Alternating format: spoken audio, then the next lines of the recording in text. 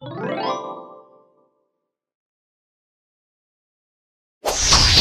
mga ante, uncle ko. Isa ka rin ba sa mahilig mag-affiliate sa Involve Asia, Ecomobi, sa Shopee Affiliate Program? Pero, hirap ka sa pag-open ng TikTok Shop kasi kailangan mo pa na reach ang kanilang 1,000 followers na requirements. Kamusta kayo? Long time no see mga uncle, ante. So for today's video, pag-uusapan natin kung paano nga ba magkaroon ng TikTok Shop kahit wala ka pa ni isang followers, as in 0 followers. So first thing you need to do is, syempre, kailangan may TikTok account ka. So kung wala ka pang TikTok account, just create using your active email or phone number. So make sure na hindi pa naglalagin ang gagamitin mong email or phone number sa ibang TikTok account. And put your desired name, verify your email and number before we proceed to the next step. So now, we have to open your Safari or Google search. I-search ang tiktokshop.com.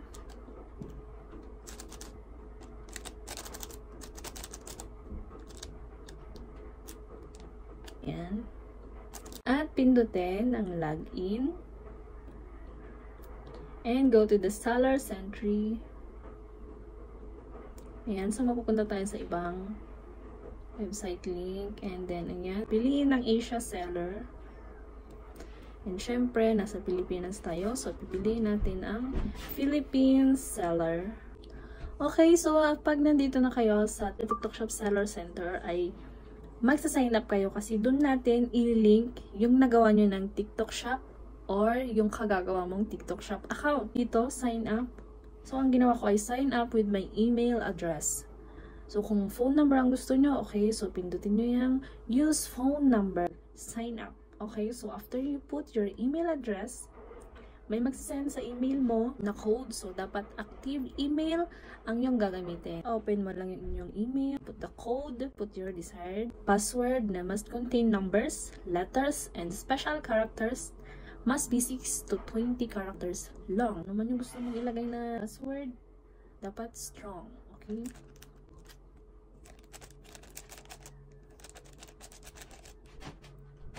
So, ulitin mo lang ilagay, confirm password. So, yan, pag makakalimutin ka, save password mo lang. So, kung nandito ka na sa inyong upload documents, so choose individual. Scroll down and ilalagay mo dito yung shop name, kung ano yung nilagay mo sa inyong TikTok account.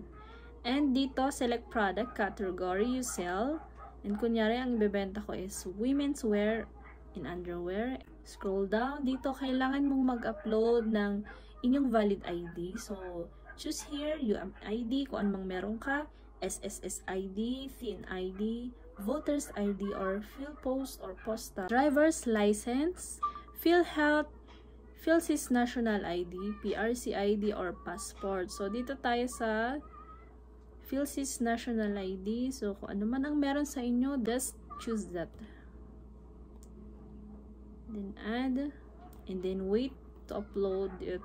And habang nag-upload si photo, ay ilalagay natin ang kanyang national ID number. Here you put your PhilSys number. Fill up mo din yung legal name kung ano yung nasa ID. Kailangan yun po yung ilalagay nyo dito sa legal name na kailangan mong i-fill up. Kung wala ka mang valid ID, you can use the IDs of your mother, father, sister, brother, or kung sino man na pwede mong hiraman na basta hindi pa siya gagamit dito sa tiktokshop.com kasi one ID, one account lamang siya. So, ilalagay mo din yung residential address na kung ano man yung nasa ID mo din.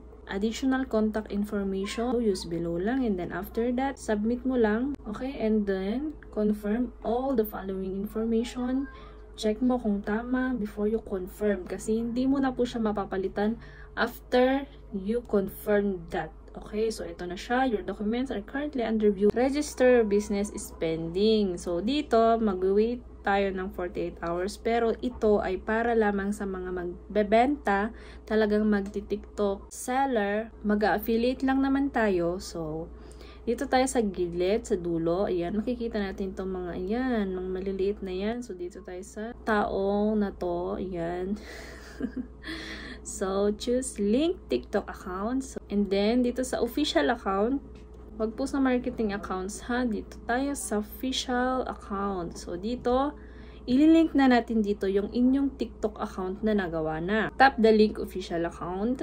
So, dito, i-open mo lang yung TikTok account na nagawa mo na ililink mo dito kay tiktokshop.com. So, go to your TikTok and then tap the profile. Dito sa right, meron dito yung 3 guhit na linya. Tap mo yan. And then, my QR code. Dito, meron din sa right ang scanner.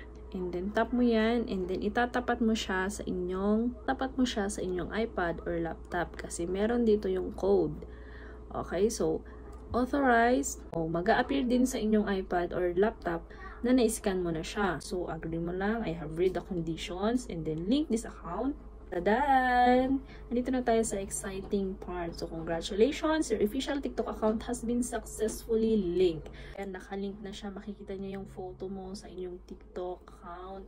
Approve na tayo sa ating TikTok shop. So, para malaman, you can check your TikTok account and we were going to the profile. Pindutin ulit yung right side na may 3 lines and creator tools. TikTok shop for creator. Congratulations! Start selling products on TikTok. So, approve ka na. Hindi mo na kailangan mag-antay ng 24 hours na sinasabi to 48 hours. So, get started mo lang yan. So, ayan, may TikTok shop ka na. Kailangan mo lang ilagay yung email mo na hindi pa na ilalagay and verified it para mas protected yung inyong TikTok shop. Ayan, so pwede ka na mag-manage products, product marketplace, na pwede ka nang mag-add showcase. Okay? Ano po, nakatulong ako sa inyo. Click nyo lang ang like button, subscribe, and share para po mga iba pang kaalaman na kailangan nating malaman. Thank you for watching. Bye!